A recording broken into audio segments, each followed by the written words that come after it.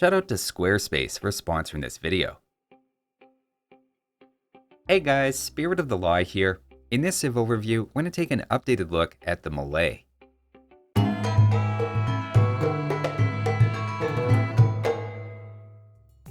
Don't let their official status as a naval civilization fool you. This Civ is a powerhouse on everything from Arabia to Arena, Mega Random, and of course some extra bonuses anytime there's water, with a top 10 online win rate in nearly all maps, period. They're a bit of an infantry, archer, and elephant Civ put together, centering mostly around discounts, with the cheapest unique unit in the game, cheapest battle elephants, and arguably the cheapest swordsman line. Let's check them out. To start with their team bonus, their docks have +6 line of sight, allowing them to see over triple the usual number of tiles in Dark Age. That helps with spotting deep sea fish a bit further away, and with docks can be able to garrison fishing ships after an upcoming patch, this is probably going to be even more useful as an extra heads up for incoming raids. They then follow this with a related Civ bonus for fish traps, being a third cheaper, plus giving 3 times the usual food. It ends up being over 2100 food for just a 67 wood cost, which is functionally a 78% discount on fish traps in the long run, and a ratio of 32 food for every 1 wood invested. I'm not sure I'd trust 78% discounted seafood in real life, but in AoE2, the villagers don't seem to mind. Remember, fish traps collect relatively slow compared to deep sea fish, so you don't want to rush into these, but on a safe lake in Black Forest or a hybrid map, they give a much better wood to food conversion ratio than farms, at a slightly faster collection rate than farmers, while then also being more compact as an extra benefit. Next up is their main bonus, which is they advance 67% faster, or another way to think of it, Malay reached the next stage when just about every other civilization would be hitting the 60% mark. That saves 52 seconds going up to Feudal Age alone, putting you 2 villagers ahead right there, and eventually leads to a 7 or 8 villager advantage by Imperial. That said, this bonus can be a little tricky when going up to Feudal Age, where if you go up at irregular timing, things get very tight, as you have 52 fewer seconds to gather resources during the advancing itself, and can give the feeling you clicked up a bit too early. For that reason, a lot of players prefer delaying clicking up by 2 villagers later than usual, with the point being you still reach Feudal at your regular timing, but with that 2 villager advantage locked in.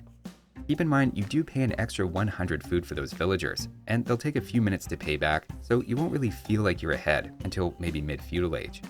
The faster advance to Castle Age then leads to a nice power spike, for example getting Crossbow and Bodkin Arrow roughly 1 minute earlier, while Imperial Age gives you Arbalester and Bracer potentially over a minute sooner, along with often being the first to get trebuchets out. It's a combination of a timing bonus plus extra villagers, and is also great for those uh-oh moments where your opponent hits the next stage and you haven't clicked up yet, letting you catch up quickly. The next bonus then compounds that timing aspect of the Civ with free infantry armor upgrades upon reaching a new age. This plays particularly well with a men-at-arms opening, instantly giving you a militia line that handles everything from scouts, archers, and other men-at-arms more easily. Archers without fletching, for instance, do just 2 instead of 3 damage, and you can often beat other men-at-arms head-to-head, so it's a difficult rush for many civs to deal with in early Feudal. You then have +2 armor for free on longswords, pikemen, or Karambit Warriors in Castle Age, and by Imperial end up saving 600 food and 250 gold, making all infantry transitions smoother. It's also just one fewer thing to remember, as players at all levels forget their upgrades now and then. And finally, their last bonus is their battle elephants are discounted 25% in Castle and 35% in Imperial, but only have 1 armor upgrade and no bloodlines. You basically get cheap elephants at a terrible cost to your knight and light cavalry lines. Even with that discount, elephants are still fairly expensive for a Castle Age economy, but can be a nice option to mix in even in small doses. If you follow the obvious game plan for Malay, it's men-at-arm into archers and then crossbows in Castle Age, which can actually run up against a lot of skirmishers, while also lacking any real punch against buildings. Both of those shortcomings are addressed by battle elephants, which tank skirmishers for days, even without the second armor, and give you something anti-building, making them just a nice surprise unit to have in your back pocket. Another cheeky surprise unit that the Malay have comes at the castle, and let's take a look at that next with their unique unit, the Karambit Warrior. As always, I recently did a deep dive of this unit, but to hit the highlights, it's a half-pop, incredibly cheap infantry unit that is meant to be spammed quickly and liberally. Their attack, armor, and HP individually are all underwhelming at a glance, with only a tiny bit of anti-shock infantry bonus damage added in. But if you can get 2 or 3 times your opponent's numbers, they can actually do pretty well. One thing that helps is they're fairly quick, being 25% faster than longswords, so a good number can swarm down crossbows or faster moving infantry, including chasing down eagles. Another thing helping their swarming, as pointed out in the comments on that previous deep dive, is the unit has an unusually small size, being actually a bit smaller than other infantry. That means they squeeze together more tightly, which has pros and cons, though unit size and its implications are really their own topic to explore another time. Some of Karambit's best matchups include countering skirmishers and pikemen, giving them a supporting role for archers or elephants, and naturally eagles or other shock infantry are also another one of their specialties. They're also great at defending castles from rams because of their quick creation time, and can even be tricky for monks or small numbers of siege units to deal with, given their low value and swarming nature.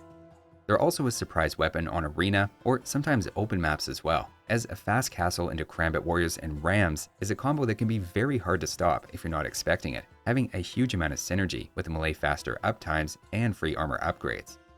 In terms of what they struggle against, mass archers, or especially cavalry archers and scorpions, can take them out before they close the distance, and anything with splash damage, from elephants to onagers, can also melt through them pretty quickly. Keep in mind, even the elite version has no more HP than a villager. Overall, they're pretty versatile though, working in a supporting role for other units or completely on their own. The nice thing about being so fast and cheap to produce with free armor is you can make a small number with actually very little commitment. The elite upgrade is really where you have to decide if you're fully committing to the unit, and I wouldn't be too quick to grab that upgrade unless you're very sure you're making a lot of them. If it's just a bit of destroying rams or small scale raiding, you may find it's not worth essentially 40 units worth of resources. So that's their unique unit, and now let's check out their unique techs. The first jumps back to water, upgrading your docks into harbors, which have more HP and passively fire arrows.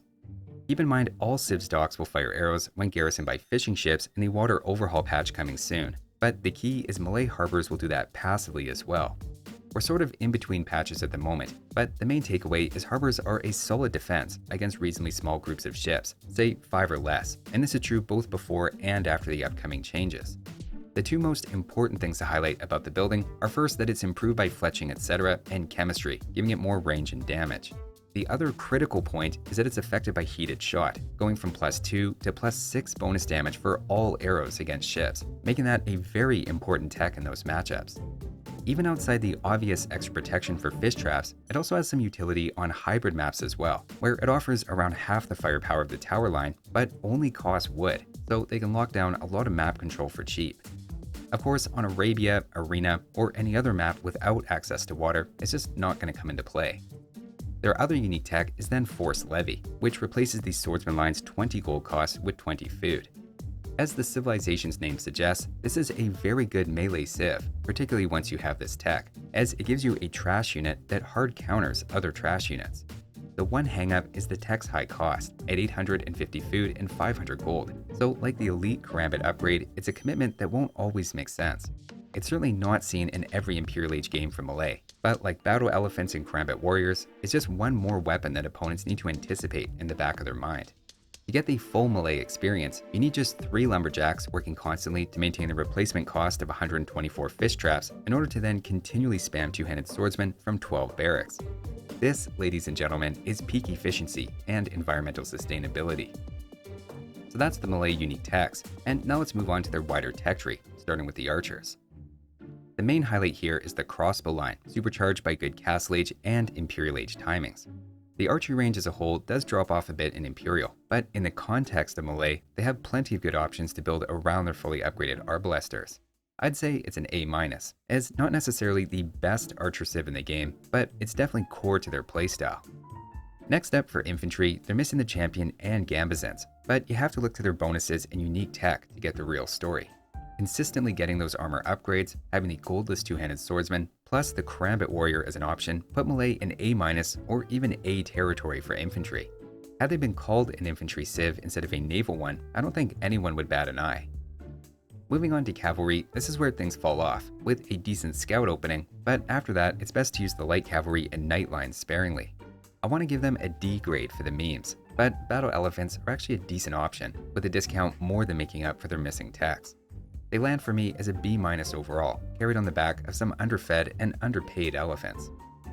Next up for siege is actually a decent workshop, which we tend to see a lot for infantry-oriented civilizations.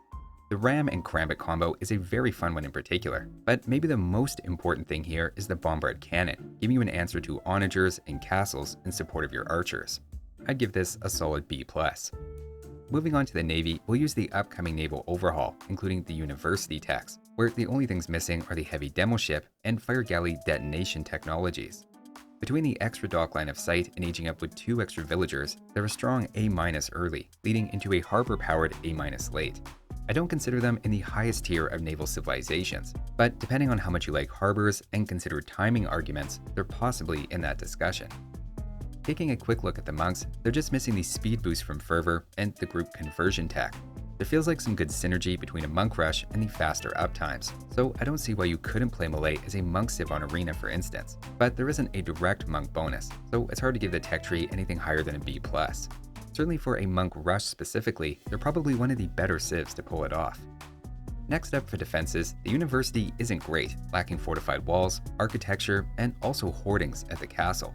The fact you can hit Imperial Age reliably sooner than opponents is pretty great for Treb wars and saving castles, while harbors are also a sneaky good defensive building in some situations. I'll go as high as a B, but that's my limit for a civ without fortified walls. And finally, for their trash units, that is, units that don't cost gold, we have an extra one here for the Malays specifically. That said, the light cavalry line is absolutely terrible. While two-handed swordsmen have a role as an all-around trash counter and anti-building threat, it comes with the loss of a good raiding unit in the late game, and Force Levy is also not a cheap tech. I'm going to be harsh and say it's just a B, and keep in mind, the stats don't suggest the late game is actually a Malay strength. In fact, as Malay, the goal is really to end the game in early Imperial, and not get to Force Levy at all. Putting it all together, the obvious Malay game plan is to go up 2 villagers later than usual into men-at-arms, with then an archer transition to follow it up. That then capitalizes on your quick up time to Castle Age, and an early crossbow with Bodkin Arrow. While crossbows can be plenty on their own, Malay add in the extra options of battle elephants or karambits to back them up. Things then all come together with an early Imperial Age timing, unlocking arbalesters, bracer, and giving you trebuchets, which can quickly turn into the end of the game right there.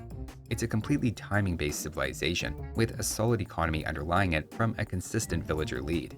There's also just a great flow to the civilization, encouraging you not to get stuck in any one age for too long, while having a lot of little surprises in the back pocket. That's all just for land maps as well, and with any amount of water, you then unlock even more bonuses, from harbors to incredible value on your fish traps. In fact, if you're looking for some 70 or 80% discounted seafood for yourself, you should really check out my new online wholesale outlet, Spirit of the Prawn. Order a batch today on a great website made with this video's sponsor, Squarespace. Squarespace is the all-in-one website platform for entrepreneurs to stand out and succeed online. Whether you're just starting or managing a growing brand, Squarespace makes it easy to create a great-looking website, engage with your audience, and then sell anything from products to content to time, all in one place. Using either their pre-made templates or Squarespace's AI-enhanced website builder, you can create a fully customized website to suit your needs. It's perfect for building an online presence for a physical business or starting an online store using their built-in tools for inventory and shipping, with plenty of analytics to give you insight about your website's traffic and sales. Go to squarespace.com for a free trial, and when you're ready to launch, go to squarespace.com/spiritofthelaw to save 10% off your first purchase of a website or domain. And that's a revisit of the Malay. Thanks for watching, and I'll see you next time.